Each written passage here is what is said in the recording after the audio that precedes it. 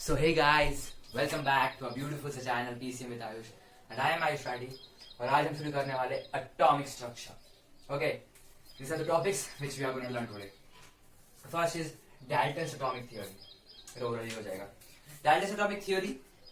Dalton हमने पढ़ा है. उन्होंने बोला था कि every matter is made up of small particles called atoms. उन्होंने बोला था every matter is made up of small particles called atoms. Atoms are indivisible.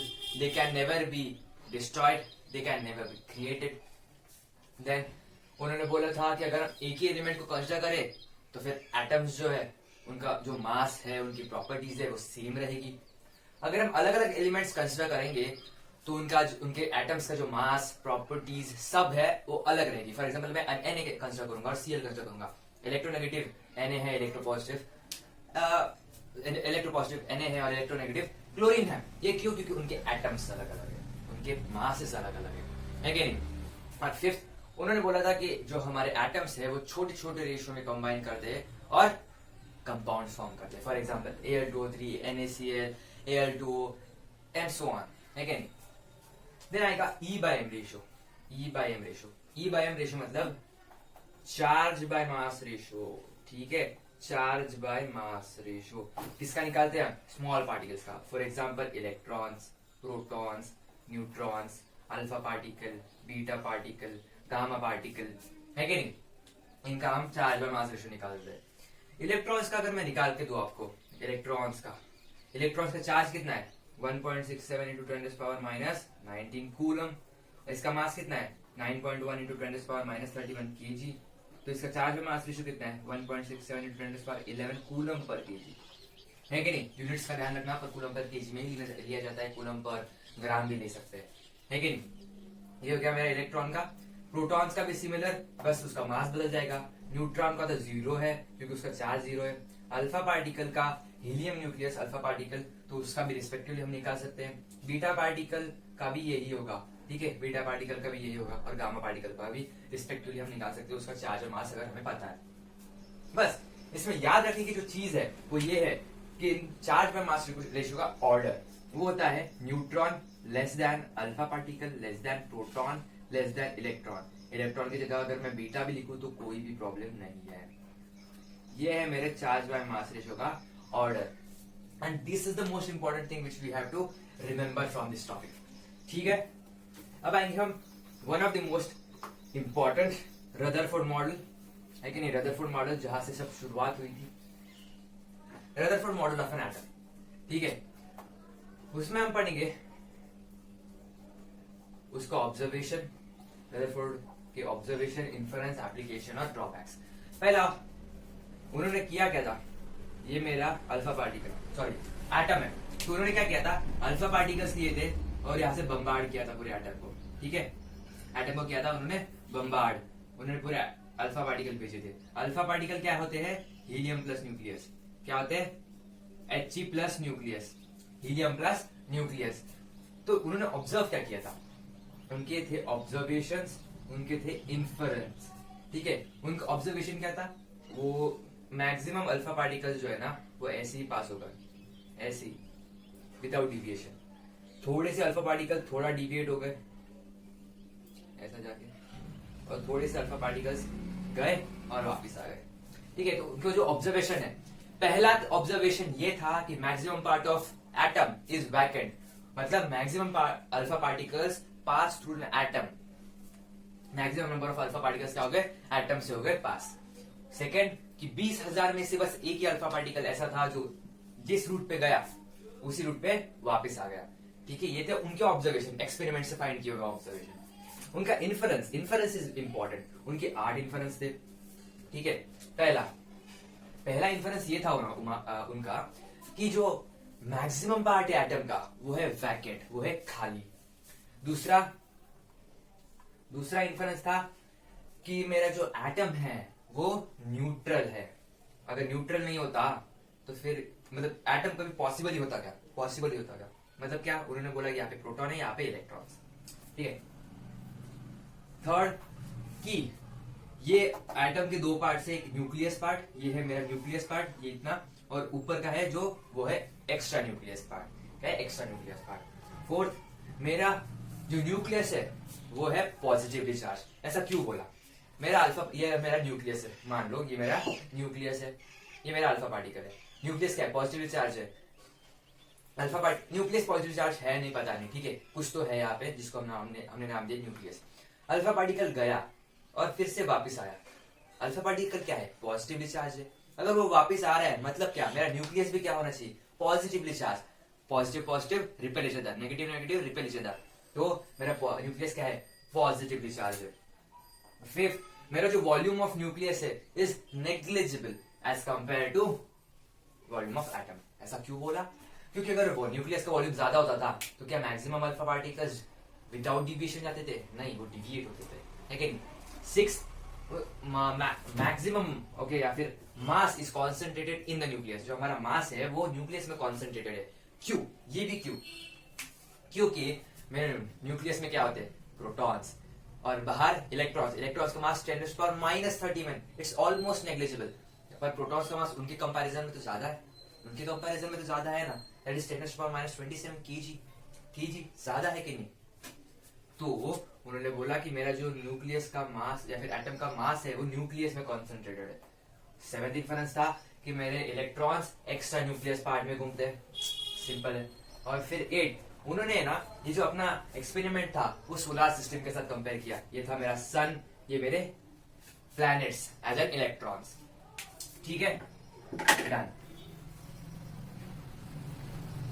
फिर आता है रेडियस ऑफ, फिर distance of closest approach. Distance of closest approach है कि नहीं? Distance of closest approach, fourth point.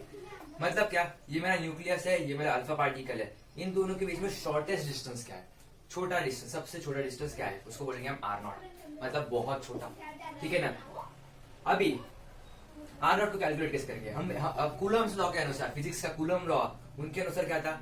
Force is directly proportional to charge, product of charges, and it is inversely proportional to radius का square या फिर distance का square. यहां से मुझे क्या पता चला? मेरा जो फोर्स है directly proportional to Q1 Q2 upon R0 का स्क्वायर। यहाँ पे प्रोपोर्शनलिटी कांस्टेंट हटा दूं मैं, K Q1 Q2 अपन R0 का स्क्वायर। जहां पर K की वैल्यू है 1/4 pi epsilon naught, that is 9.1 into 10⁹ newton metre square पर कूलम स्क्वायर। समझे कि नहीं समझे? समझा? ओके। अब यहां से मेरा Q1, अगर मैं ये Z मान लू, कोई एलिमेंट एटॉमिक नंबर Z है, हीलियम क्या है? 2 इलेक्ट्रॉन, 2 इंटू इलेक्ट्रॉन, उसका जो इलेक्ट्रॉन है, तो मेरा Q2 क्या है? 2 इलेक्ट्रॉन, ये मेरा Q2, और Z क्या होगा मेरा? Q1। तो यहाँ पे मैं उनकी वैल्यू रख के मुझे क्या मिलेगा? 2kZe²/R0 का स्क्वायर। मेरा वर्क डन क्या होता है? वर्क डन पोटेंशियल एनर्जी, यहाँ पे जितना वर्क डन है वही मेरी पोटेंशियल एनर्जी, वो होता है फोर्स इंटू डिस्प्लेसमेंट। फोर्स क्या है? 2kZ²/R0 का स्क्वायर। डिस्प्लेसमेंट क्या है? R0 से स्क्वायर कटा, ये मेरा आ गया potential energy.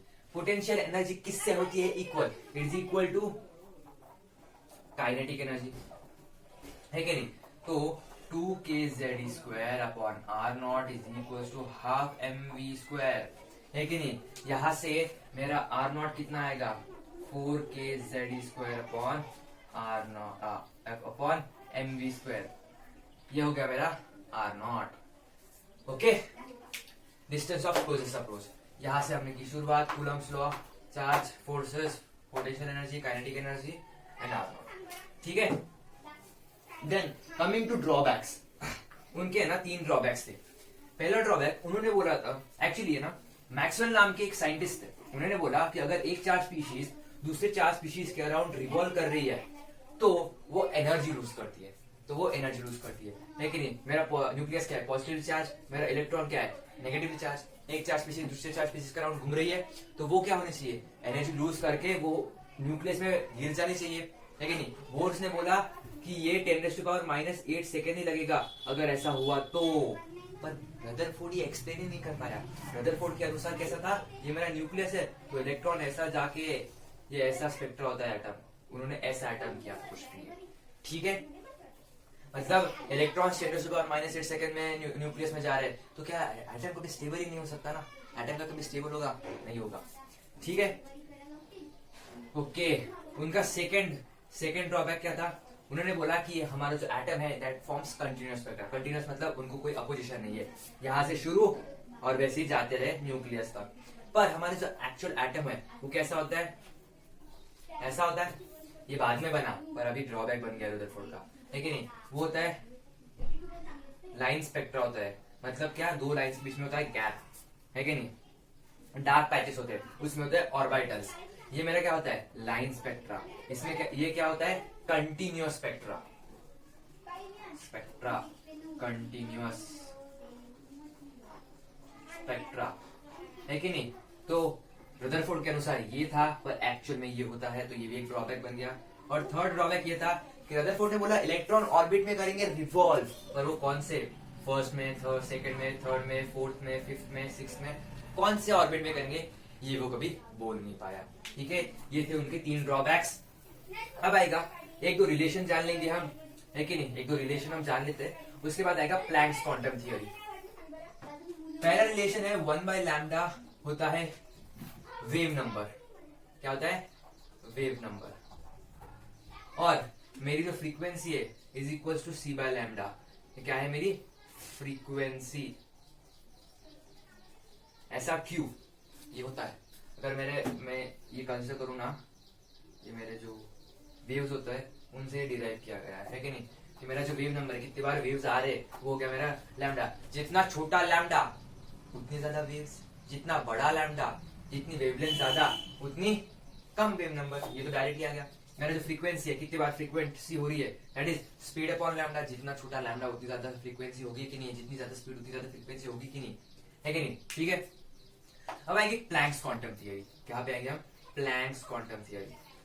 Planks quantum theory, Planck's quantum theory के अनुसार क्या था, प्लैंक ने बोला कि ओके, पहले हम समझे थे क्वांटम का अर्थ क्या है। क्वांटम मतलब बहुत छोटा, फॉर एग्जांपल है फोटोन, जो हमें कैसे भी नहीं दिख सकता, just like an atom, it's very small. उसकी जब हम स्टडी करेंगे हम क्वांटम यूज करेंगे। ठीक है, उन्होंने प्लैंक्स ने एक रिलेशन दिया था, energy is directly proportional to mu. क्या है म्यू, म्यू मतलब फ्रीक्वेंसी। एनर्जी क्या है, जितनी ज्यादा फ्रीक्वेंसी उतनी ज्यादा एनर्जी। तो E is equal to h mu. H mu है कि नहीं, एच क्या है, प्लैंक्स क्वांटम, जिसकी वैल्यू होती है 6.627 इंटू 10⁻⁻³ जूल पर सेकेंड, है कि नहीं। तो यहां से मैंने क्या लिखा, c/λ। म्यू क्या है, c/λ, energy is equal to hc/λ। समझा। तो मेरी टोटल एनर्जी क्या होगी, जितने नंबर ऑफ फोटॉन्स है nhc/λ, जहां पे n क्या है मेरे नंबर ऑफ फोटॉन्स। ठीक है, तो आज के लिए इतनी स्टडी। अगली वीडियो में इसके बाद हम कंटिन्यू करेंगे। Till the time subscribe my channel whoever has not done and like hit the